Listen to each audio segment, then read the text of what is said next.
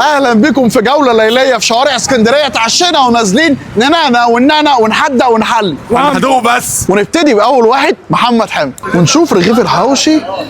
بص المنظر يعلي كوليسترول بالليل ده. احنا الساعه كام؟ 12 الا تلت. سهله.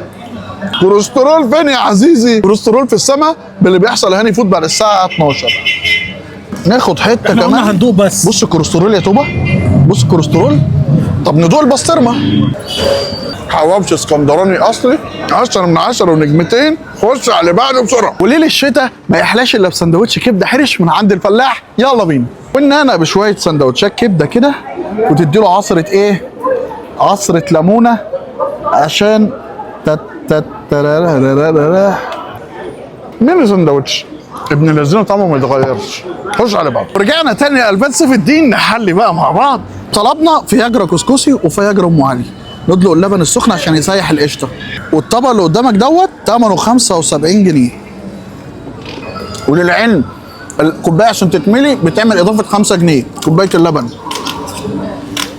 دي فياجرا ام علي. ما اعرفش مسميناها كده ازاي بس حلوه. خش على بعض. والشارع اللي احنا ماشيين فيه دوت ده في اسكندريه يا جماعه، اسمه شارع النبي دانيال. لما تيجي اسكندريه تعالى اتمشى هنا، وبعد ما تتمشى هتجوع نطلع على كبابجي الوحش، ومن كبابجي الوحش نضرب سندوتش طرب وسندوتش كفته في السريع منه. طلبنا الكفته فينو ودوت ب 75 جنيه. يقسم النص.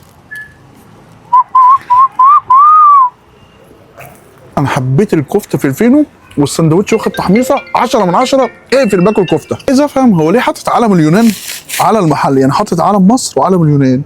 وده سندوتش الطرب. شايف بالليل لما يطلع لك دخان كده يقول لك كلني يا حبيبي.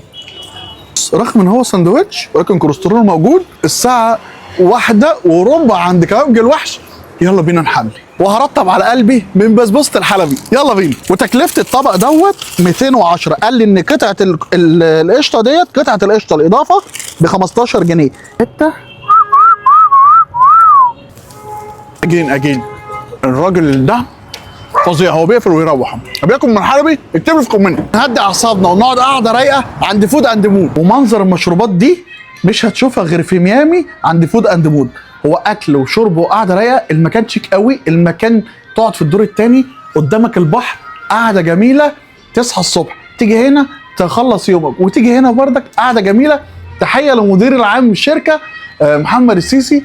10 من 10 ونجمتين. المكان ستايل ومشروبات واكل. اعمل لايك وفولو هاني فود. اكتب لي في كومنت اروح فين تاني واكل ايه تاني على حسب مزاجك انت. سلام.